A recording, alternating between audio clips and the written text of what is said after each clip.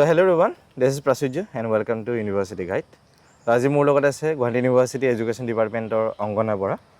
তো আমি বৰ্তমান আছোঁ গুৱাহাটী ইউনিভাৰ্চিটিতে এণ্ড বৰ্তমান ৰাতিপুৱা পৰিৱেশ এতিয়া বহুত ধুনীয়া পৰিৱেশ আৰু এতিয়া আমি ডিছকাছ কৰিম এডুকেশ্যনৰ প্ৰিপেৰেশ্যনৰ ওপৰত কেনেকৈ প্ৰিপেয়াৰ কৰিব লাগিব ইম্পৰ্টেণ্ট টপিকছ ইম্পৰ্টেণ্ট কুৱেশ্যন কি আহে কি নাহে আৰু কেনেকুৱা টাইপত চিলেবাছটো হয় অভাৰভিউ এটা আমি ডিছকাছ কৰিম অংগনাৰ লগত আৰু অংগনাই কেনেকৈ প্ৰিপেয়াৰ কৰিছিলে নিজে চ' মেইনলি আমি সেইটোৰ ওপৰত ডিছকাছ কৰিম সকলোৱে যাতে ভিডিঅ'টো আৰম্ভণিৰ পৰা শেষলৈকে চায় তো first of all Angana most welcome thank you so' তুমি এতিয়া যোৱা বছৰ ডিগ্ৰী কমপ্লিট কৰিলা হয় অ'কে তুমি কেনেকৈ প্ৰিপেয়াৰ কৰিছিলা যিহেতু চবৰে নিজৰ প্ৰিপেৰেশ্যন ষ্ট্ৰেটেজি বেলেগ তোমাৰ নিজৰটো কেনেকুৱা টাইপত আছিলে মানে প্ৰিপেৰেশ্যন বুলি ক'লে ফাৰ্ষ্ট ষ্টেজটো সদায় মানে কি কনফিউজন থকা যায় ন কেনেকৈ কৰিম কি আহিব কি কৰিম হয় মোৰ মানে সেই এনেকৈ ভিডিঅ'জবোৰ চাইছিলোঁ ফাৰ্ষ্ট মই মানে মেটেৰিয়েলছবোৰ কালেক্ট কৰিছিলোঁ যে কেনেকৈ প্লেন কৰোঁ কি কৰোঁ ফাৰ্ষ্ট মই গ'লটো ছেট কৰি লৈছিলোঁ মানে যে কোনকেইখন ইউনিভাৰ্চিটি দিম বা কি কৰিম তাৰপিছতে মই এনেকৈ ভিডিঅ'জবোৰ চালোঁ চিলেবাছটোৰ ওপৰত অকণমান মানে নলেজ ল'লোঁ তাৰপৰা বস্তুবিলাক তেনেকৈ গোটাই কৰি তেনেকৈ সেই লাষ্ট মানে 6 ছেমৰ যিটো ফাইনেলটো থাকে তাৰপিছতে মই অলপ প্ৰিপেৰেশ্যন কৰিছিলোঁ আৰু হয় তোমাৰ নগাঁও ইউনিভাৰ্চিটি আছিলে নগাঁও ইউনিভাৰ্চিটি চ' এতিয়া তুমি গুৱাহাটীৰ লগতে আৰু ক'ত তুমি এণ্ট্ৰেঞ্চ এক্সাম দিছিলা মই কটনত দিছিলোঁ আৰু তেজপুৰ ইউনিভাৰ্চিটিত দিছিলোঁ অ'কে চ' যিহেতু কটনৰ চিলেবাছ বেলেগ বা তেজপুৰৰ চিলেবাছ বেলেগ জিঅ'ৰ চিলেবাছ বেলেগ এতিয়া তুমি গোটেইকেইখনৰ কাৰণে বেলেগকৈ প্ৰিপেয়াৰ কৰিছিলা নে একেলগে প্ৰিপেয়াৰ কৰিছিলা নাই চবেই মানে সেইটো কনফিউজ হৈ থাকে কি কৰিম মানে কি মইতো নগাঁও ইউনিভাৰ্চিটিৰ আছিলোঁ তেতিয়া সেইখন অট'নমাছ আছিলে তো গুৱাহাটী ইউনিভাৰ্চিটিৰ লগত চিলেবাছটো মানে ইমানো বেছি চিমিলাৰ নাছিলে আৰু মই কি কৰিছিলোঁ তেতিয়া গুৱাহাটী ইউনিভাৰ্চিটিৰ চিলেবাছটো মই ফ'ল' কৰিছিলোঁ মানে তুমি চিলেবাছটো ডাউনলোড কৰি লৈছিলা ডাউনলোড কৰি মই নেটত গৈ পেলাই চিলেবাছটো মই ডাউনলোড কৰি লৈছিলোঁ তাৰপিছতে কটনৰ চিলেবাছ মই তেনেকৈ চোৱা নাছিলোঁ বা তেজপুৰৰ কাৰণে মই বেলেগকৈ কৰা নাছিলোঁ যিটো মানে মোৰ মেইন ফ'কাছটো ইয়াতে আছিলে জিঅ'য়ে আছিলে সেইটো কাৰণে মানে মই যিহেতু মেইন বেছিক বস্তুখিনি সেই এখন চিলেবাছত থাকিবই তো সেইখিনি কৰিলে মানে হৈ যাব মানে আল্টিমেটলি এডুকেশ্যনটো এটাই ছাবজেক্ট তোমাৰ এতিয়া এটাইটো ছাবজেক্ট সেই বস্তুখিনিয়ে মানে তেনেকৈ আৰু গুৱাহাটী ইউনিভাৰ্চিটিৰ চাইছিলোঁ অ'কে তো যিসকলে এইবাৰ চাই আছা তোমালোকে NEP লগতে CBCS বা যিখন চিলেবাছ আছে ডাউনলোড কৰি লোৱা তোমালোকে সেইখন উলিয়াই পেলাই এবাৰ চোৱা ইম্পৰ্টেণ্ট টপিকছ কি আছে চ' সেইখনৰ ওপৰত তোমালোকে ষ্টাডিটো কৰিব আৰম্ভ কৰা এতিয়া আই থিংক 2 মাহ সময় থাকিব ষ্টুডেণ্টসকলৰ আগত আৰু খুব বেছি তুমি এতিয়া যিহেতু 3খন ইউনিভাৰ্চিটি দিছিলা গুৱাহাটী কটন আৰু তেজপুৰ চ' 3খনৰ মানে এক্সাম পেটাৰ্ণটো কেনেকুৱা টাইপত পাইছিলা ক'ত বেছি টান পাইছিলা ক'ত বেছি ইজি পাইছিলা বা কেনেকুৱা টাইপৰ এটা এনালাইচিছ দিব বিচাৰা তুমি আৰু মানে এক্সামটো দিয়াৰ আগত তেনেকুৱা আছিলে যেতিয়া মই বস্তুবিলাক চাইছিলোঁ তেতিয়া মানে শুনিছিলোঁ যে কটন ইউনিভাৰ্চিটি পেপাৰখন অকণমান হাৰ্ড হয় আৰু গুৱাহাটীত মানে বেচিক্সবিলাক আহিব আৰু তেজপুৰতো সেই তেনেকুৱা আহিব বুলি কিন্তু মই নিজে এক্সপিৰিয়েঞ্চৰ পৰা ক'বলৈ গ'লে মই কটনৰ যেতিয়া পেপাৰবিলাক চাইছিলোঁ সঁচাকৈ মই অলপ টাফ দেখিছিলোঁ মানে অকণ বস্তুটো নিজে যেতিয়া দিলোঁ আমাৰ বাৰত চাগে অকণ পেটাৰ্ণটো চেঞ্জ হ'ল নেকি মই কটনৰ পেপাৰখনে বেছি ইজি পাইছিলোঁ মানে অকণ মানে ষ্টেণ্ডাৰ্ডাইজ হৈছিলে মানে কুৱেশ্যনবিলাক অলপ কনচেপ্টচুৱেল আছিল যদিও মানে ধুনীয়াকৈ মানে পাৰি আৰু গুৱাহাটী ইউনিভাৰ্চিটিতো বেচিক্সবোৰ আহে ফেক্সুৱেল ইনফৰমেশ্যনবিলাক বেছি আহে বা মানে বেচিক কনচেপ্টটো আহে বেছি ডেফটত মানে ইমান নাযায় আৰু তেওঁ নলেজটোতো লাগিবই সেইটোৱে আৰু ঠিক আছে আৰু তোমাৰ মানে এতিয়া যিহেতু জিঅ' পেপাৰটো নাপাওঁ বা টিউ পেপাৰটো নিদিয়ে তোমাৰ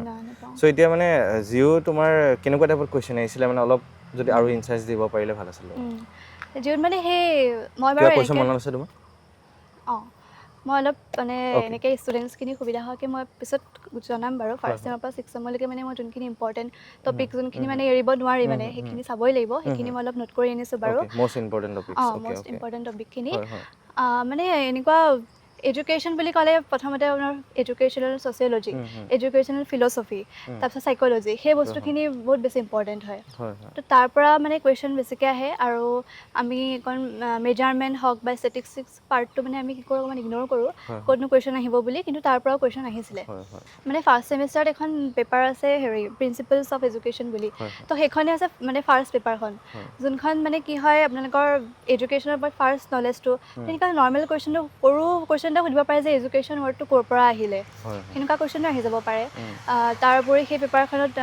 কাৰিকুলাম তো কাৰিকুলামৰ পৰাও মানে কুৱেশ্যন আহে নেচাৰৰ ওপৰত কাৰিকুলামৰ নেচাৰ সেনেকুৱা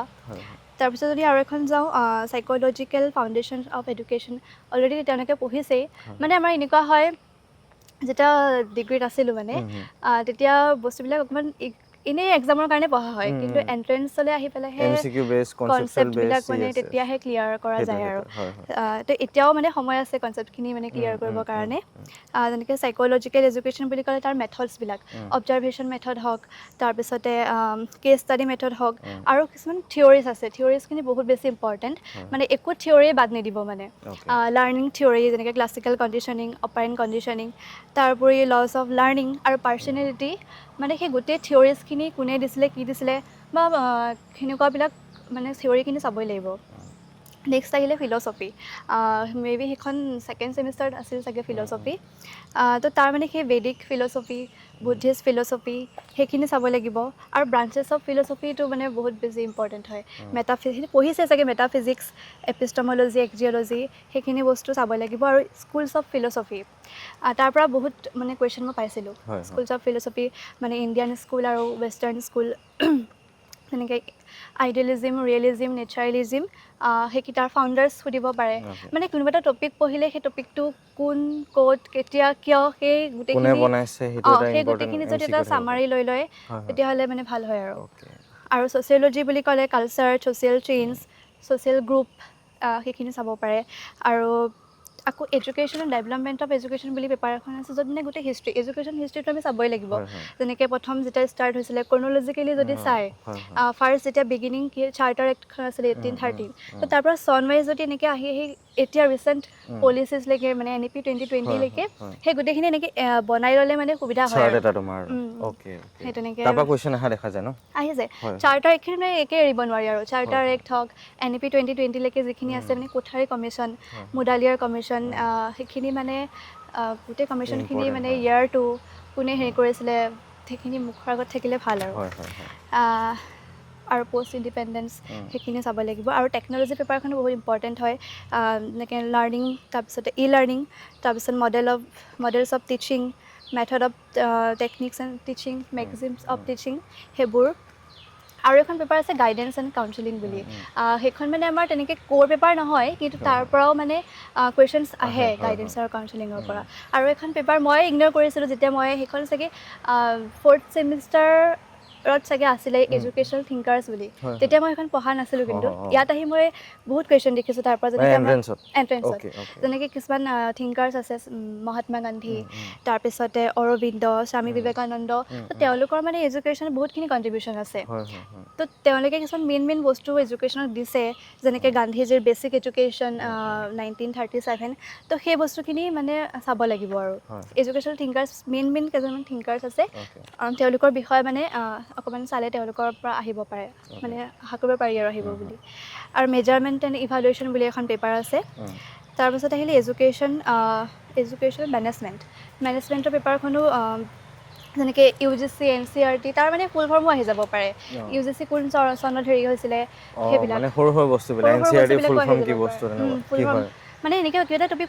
পঢ়ি গ'লে ফুল ফৰ্মটো লগে লগে নোট কৰি যাব মানে কিছুমান কনফিউজিঙৰ কাৰণেও দিব পাৰে টিচাৰ এডুকেশ্যনটো বহুত ইম্পৰ্টেণ্ট হয় NCT সেইটো বস্তু তাৰ ওপৰত বহুত কুৱেশ্যন আহিছিলে কটনতো আহিছিলে তেজপুৰত আৰু গুৱাহাটীতো আহিছিলে NCT টিচাৰ এডুকেশ্যনৰ ওপৰত আৰু মানে থিয়ৰি যেনেকৈ ক'লোঁ 2 ফেক্টৰ থিয়ৰি বা এনেকৈ আহিব পাৰে 2 ফেক্টৰ থিয়ৰিটো কোনে দিছিলে সেনেকুৱা কুৱেশ্যন আহিব পাৰে আৰু এটা মানে বহুত কমন কুৱেশ্যন আহি থাকে মই লিখি আনিছিলোঁ হোৱাট ইজ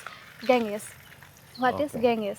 সেই তেনেকুৱা কুৱেশ্যনবিলাক সেইবিলাক ধৰক কিতাপত পঢ়ি থাকিলে তেনেকৈ ইমান মন কৰা নাযায় কিন্তু কুৱেশ্যন পেপাৰখন চাই পেলাই ধৰক আইডিয়া কৰিব পাৰি আৰু আৰ্টিকলছবিলাক মানে এডুকেশ্যন ৰিলেটেড যোনবিলাক আৰ্টিকলছ আছে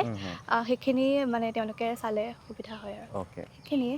এইখিনি ইম্পৰ্টেণ্ট মানে এইখিনিয়ে যে চাব লাগিব এইটো নহয় এইখিনি মানে এৰিব নোৱাৰি তাৰপৰা মষ্ট ইম্পৰ্টেণ্ট এইটো ক'লে ইম্পৰ্টেণ্ট টপিকছ গম পালে এতিয়া বুকছ ইম্পৰ্টেণ্ট মানে বুকছ বা ক'ৰ পৰা চাম আমি এতিয়া সেই এটা চবৰে থাকেতো কনফিউজন যিহেতু এতিয়া কলেজত নোটছ দিলে বা কলেজত থিয়ৰী বুকছখিনি বহুত ডাঙৰ থাকে এতিয়া তুমি কি চাইছিলা বুকছ মই কিন্তু তেনেকৈ মই প্ৰথমতে ভাবিছিলোঁ যে কি কৰোঁ কেনেকৈ পঢ়োঁ বুকছে পঢ়োঁনে বুকছ পঢ়িবলৈ টাইম নাই এতিয়া গোটেইখিনি পঢ়িবলৈ তো মানে এতিয়া হাৰ্ড ৱৰ্কতকৈ বেছি স্মাৰ্ট ৱৰ্ক কৰিব লাগিব গতিকে মানে এটা টপিক ধৰক পৰা নাই সেইটো ফাৰ্ষ্ট ইউটিউবত